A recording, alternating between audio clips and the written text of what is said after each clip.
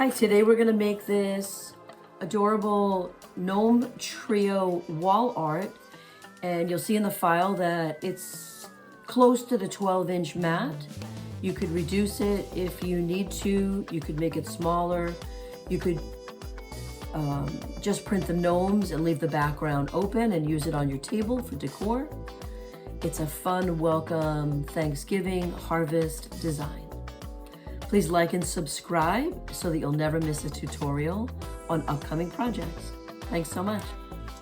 Today we're gonna make this gnome trio wall hanging. You'll notice that the file is about 11 inches by 11 inches, maybe a little bit bigger. You could make it larger, you could make it a little smaller to fit on your cutter. And the first thing we're gonna do is put the navy into position. I'm gonna take my gnomes off, sort of in order so that I can put them back together very easily.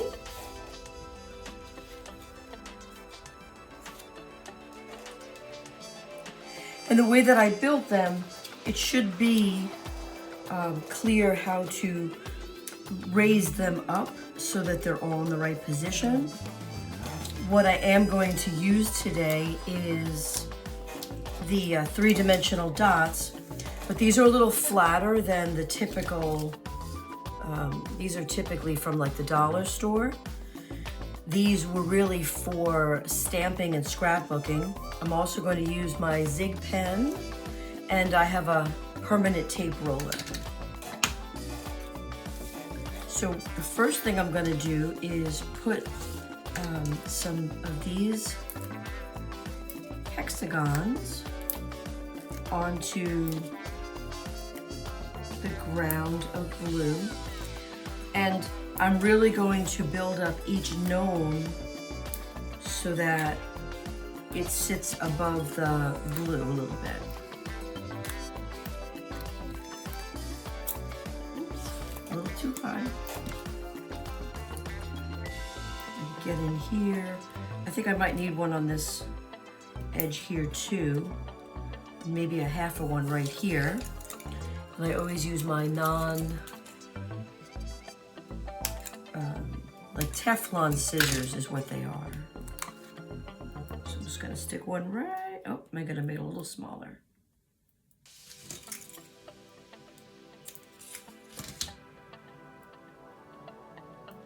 Right in there. I don't really want any blue flapping around, but when I hang it on the wall, I want it to sort of pop.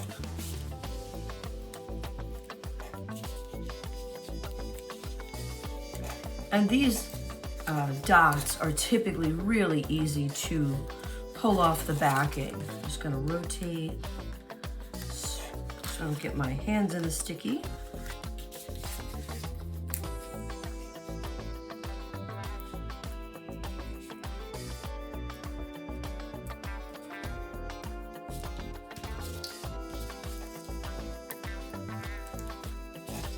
You could certainly put this down with your flat tape, you know, the tape or a glue stick would work nicely.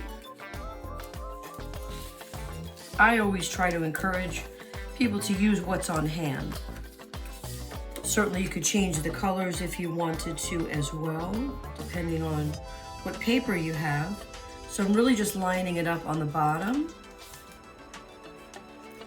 And then always what I find is that the pieces fall in naturally. I'm gonna put into position is this one. So this curve goes in here, and then the little notch of his beard goes here. And the reason I printed this, I had you cut this so large is because when the beard goes on, this is actually the first stripe of the hat. So I'm going to put this on as a single dot on.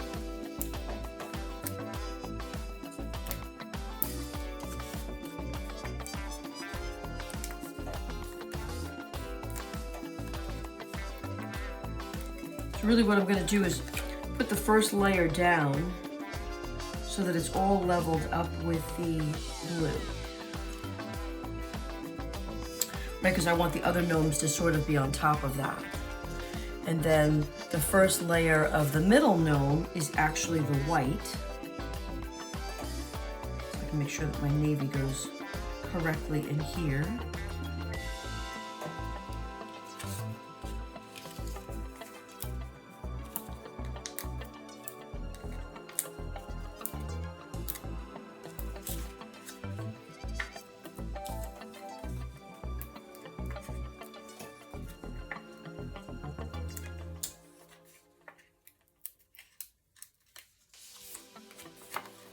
The white down.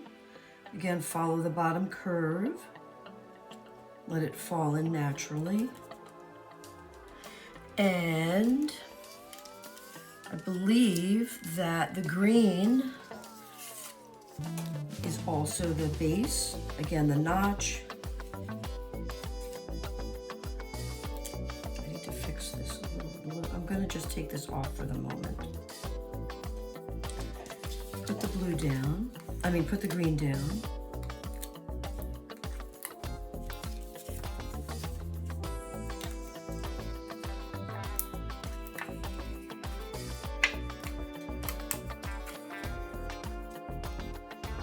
Right, set that right into position. And then this has to just, I think I'm going to use a longer, skinnier piece of the foam tape.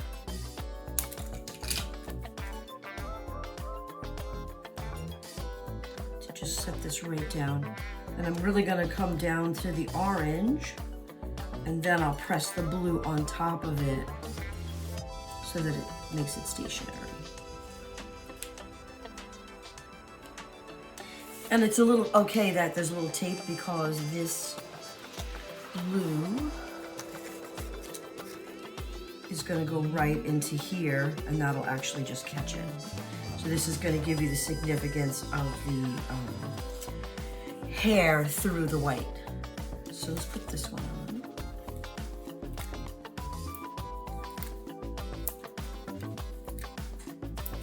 And I am going to just add a little bit of the strips as well here.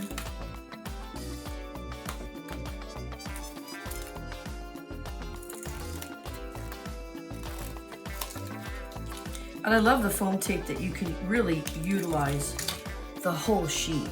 It doesn't just have to be the little hexagons or the little squares or circles. The whole thing is actually sticky and usable.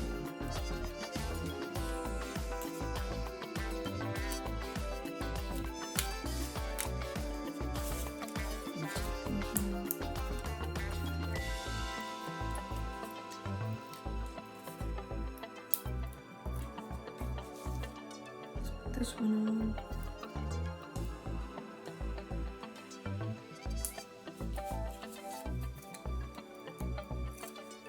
Okay. Again, I'm going to come down to my curve on the bottom. Coming right into the edge of that blue. I'm going to slip it under that. Fabulous. Okay, so if you look at the art, this center hat, this is the left-hand side hat, and it gives you the whole beard section. This hat goes on the center, and this white beard goes here, and this white beard goes here. So this hat has the two lighter orange pieces that'll drop in, and because I've raised the navy, I'm going to raise these. This one will have the dots on the back as well as this one. And I think possibly when I put the beards on, maybe I'll double it up. Let's see, one at a time. Let's put the left-hand side on first.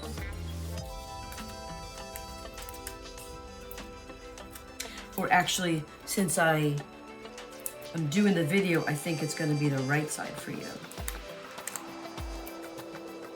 The outer piece.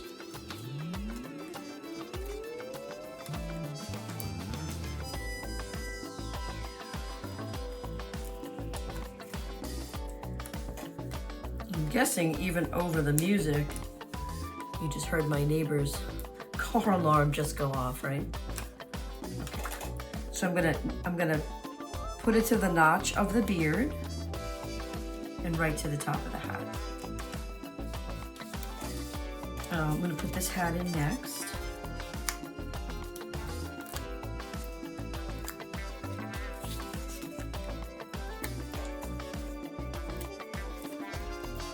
You could certainly print, a cut paper that's real decorative. You could do some glitter. Okay, I'm gonna put these stripes in.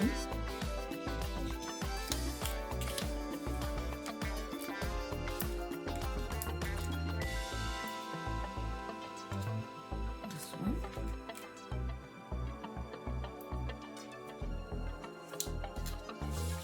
So this one goes on the top.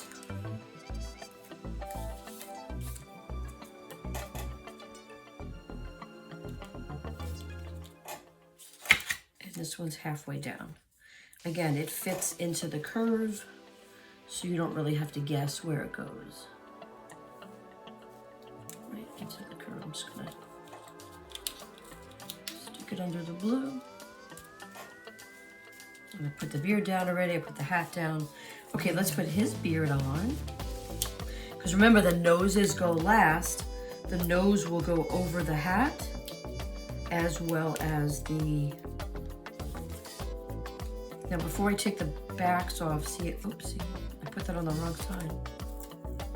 Oops.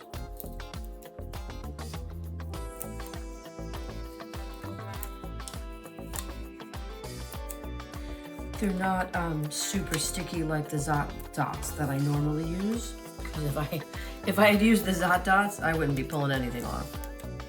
I'd be recutting that.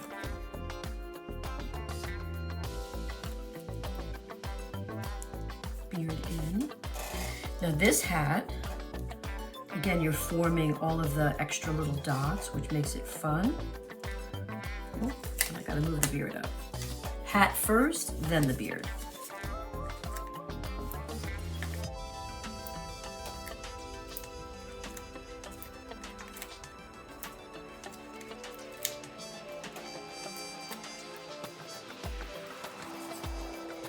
And because this is so large, I typically cut 65-pound paper with a blade depth of about 5.5. I do use a manual blade. I find that sometimes my auto blade doesn't quite cut through. So when I use the manual blade, I can just control how deep I want it. Okay, so now when I put the beard in, I can come a little closer to the top.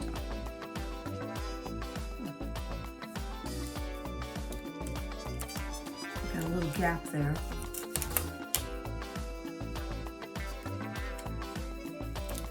But he is a roaming gnome, so I think that'll be okay.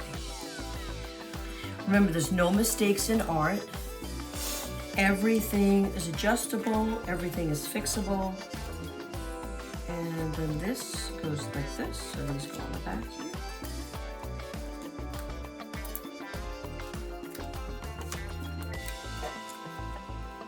I will check the document though and make sure that, I believe it fits.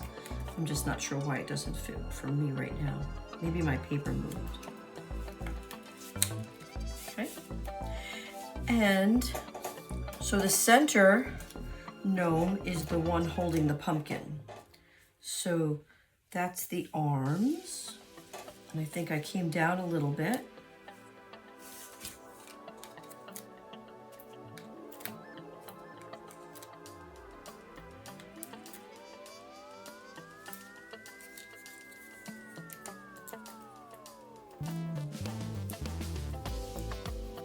I believe that the Thankful I will put down with the tape think that'll be a little bit hard to dot or put the dots on with. So mitten 1, actually I'm sorry, we're gonna put the pumpkin orange in first.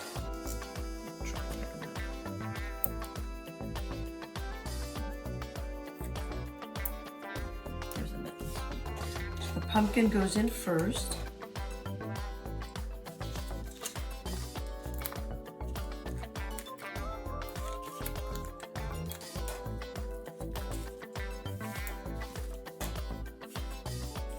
And you're going to follow the little loops on the bottom.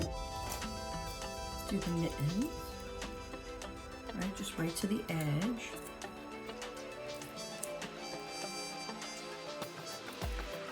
I just love how dimensional it is. And now his little shoes, and all the little shoes are the same. I just want to sort of make them straight-ish on the bottom.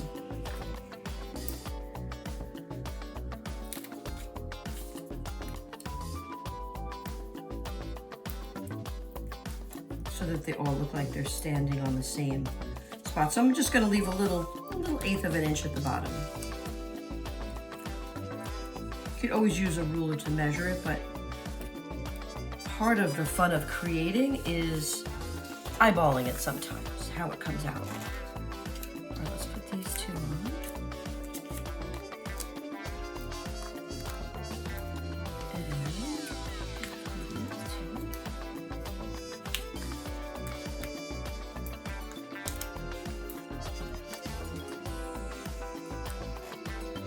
You could add some marker accents. If you have a little burnishing kit, you could add some swirly lines to the beards. And it's also about having fun and having beautiful art on your door or your porch area. And I cut the noses on textured paper, so I'm going to put the texture up so that it looks like he's got cute little acne on his nose. It's kind of funny, right?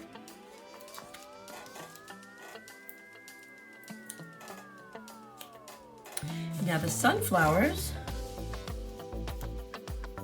are at the top of the hat on the left and the right, and then this one's in the center.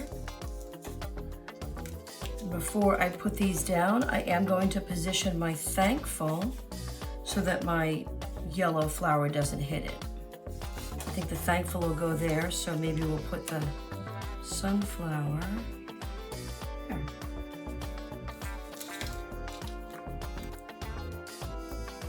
And for this one, I'm going to level it up, so I'm going to use 2 because I don't want it to drop into the navy area.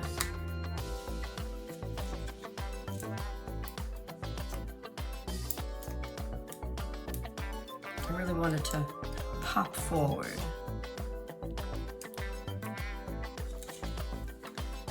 And then the center dot. Now, if I had used the standard, dollar store, they sell these reflections in craft stores. They're much thicker, so I might not have used. If I had used these, I would have put the blue down flat so that everything was below it. But I like the thinner ones. Again, I'm going to double it up.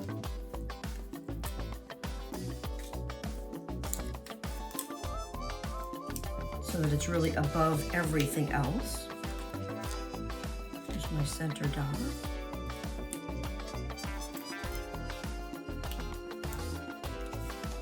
Same on the last sunflower, doubling it up.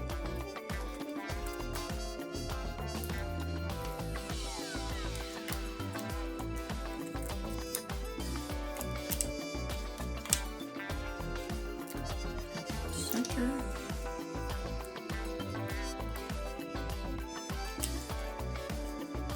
I think maybe I need a little bit, I see that both of these are a little saggy, so I'm gonna add a double on the back.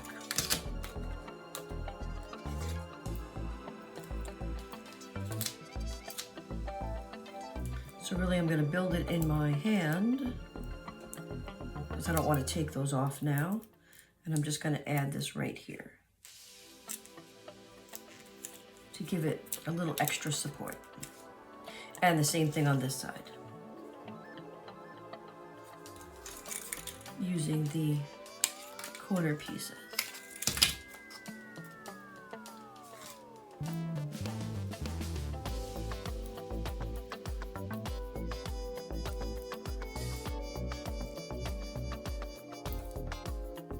Just building up a little tower here.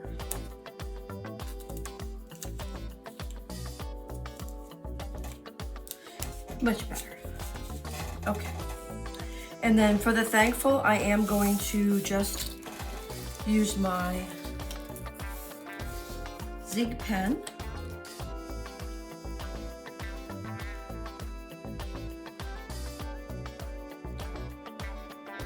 I find this is much easier to control, especially when the lettering is kind of long. I have used dots and stuff in the past and ripped the letters. Sometimes I'm not super gentle, I guess. And I'm just gonna put that right in, kind of eyeball it, let the weight come down naturally so I don't smear my glue. Please also check out other designs in my design silhouette store. And thank you so much for participating and watching. Please like and subscribe so that you'll never miss a notification of new tutorials coming through. Thanks.